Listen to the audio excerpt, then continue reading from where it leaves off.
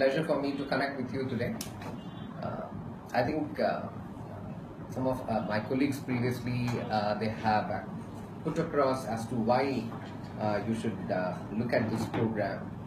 My attempt would be to kind of give you an overview of the exciting times that we, uh, both as policymakers, find ourselves today, as well as a broad appeal that we would like to make to the Indian diaspora to look at their homeland and come and contribute to what they think will take this country into the 21st century.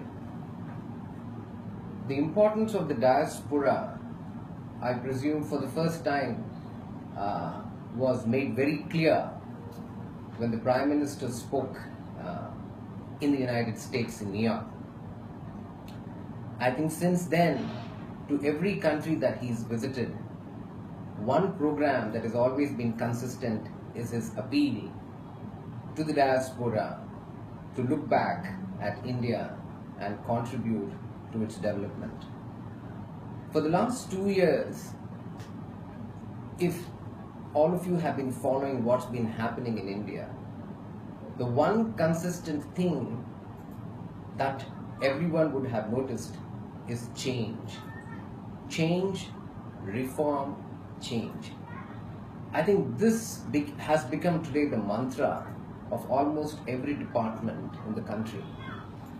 To just take you through some of the broad highlights of what's been happening over the last 2 years, I'll give you broad examples, and then I would like you all to ponder on it and see how best can you, who have linkages to this country, can come back and contribute.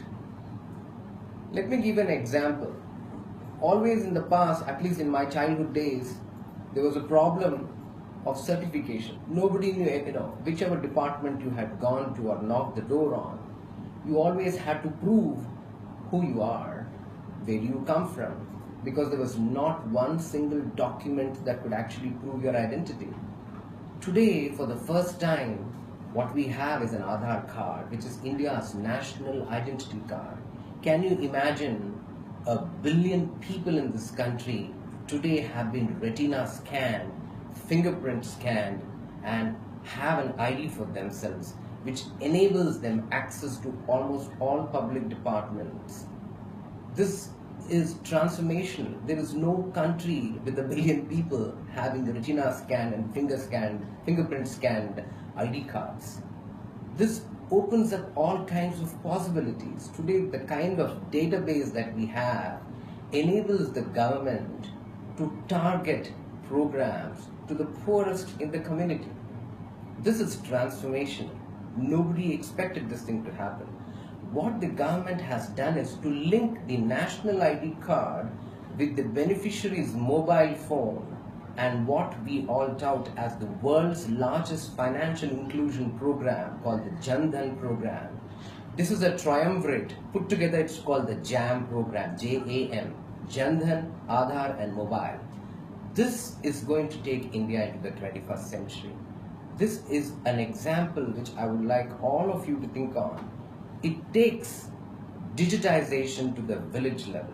To support this entire endeavor, we are having a national broadband network being laid across the country as we speak today. To back up the digital program, the government is coming up with something called as the 24/7 electrification program. I don't know if all of you have downloaded this app. There is a great app that has been developed by, and if you click on this app, it will tell you as on today how many villages have been electrified. We want 100% rural electrification achieved by 2018. Out of the target of 18,542, over 8,000 villages have already been electrified. This is highly significant in a country where 250 million people still don't have access to electricity. But today, sitting in our houses, I think all of us can monitor the progress. This is transformational. And this is what makes India today very exciting for policy makers, people who are trying, particularly in the field of trying to bring change to the poorest or somebody who's as of now located at the bottom of the pyramid. Apart from focusing on the rural side, the government is also aware that today in India we have a very young population. 60% of our population hovers between the age groups of 25 to 45. Look at that. This is the age group that's going to drive consumption in this country. This is the age group that has aspirations to own a home, to own a vehicle, and to also to desire better things in life. They would like to travel. So this component of almost 600 to 800 million people, they are going to drive India's economic growth for the next 20 to 30 years.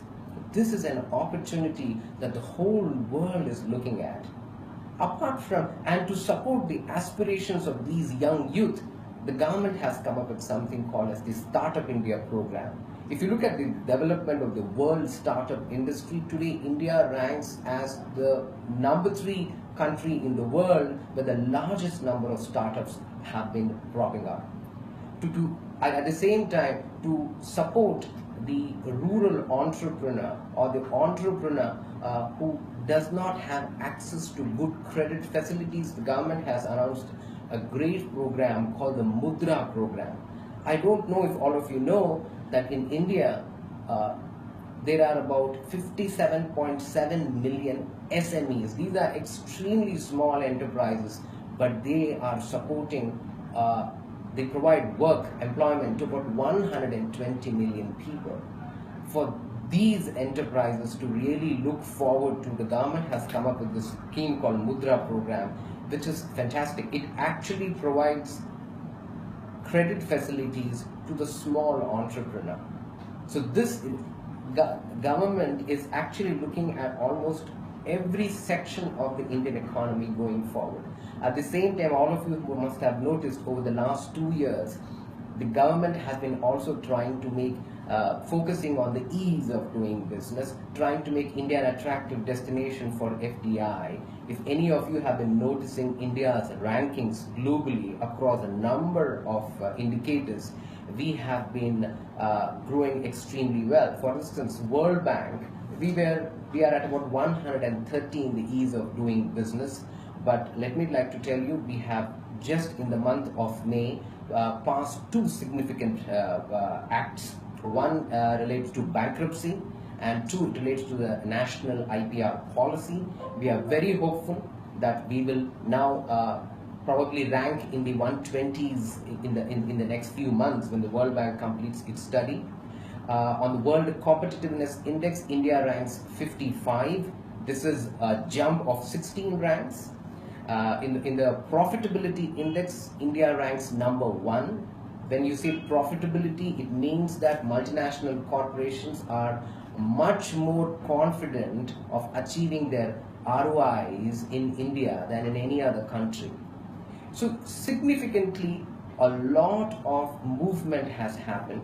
India today has received $55.45 billion in foreign direct investment in the last 1 year, a jump of almost 23% over what we got in 2014-15. All of this kind of tells us that, look, this is a country which is today moving at a much faster pace compared to the global average. If you see globally, there are very few economies of the size of India that are growing at over 7%. Our hope is to reach somewhere at the 8s and the 9s and then get into the double digits.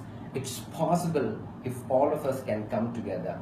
All of you over there are extremely smart, you're talented.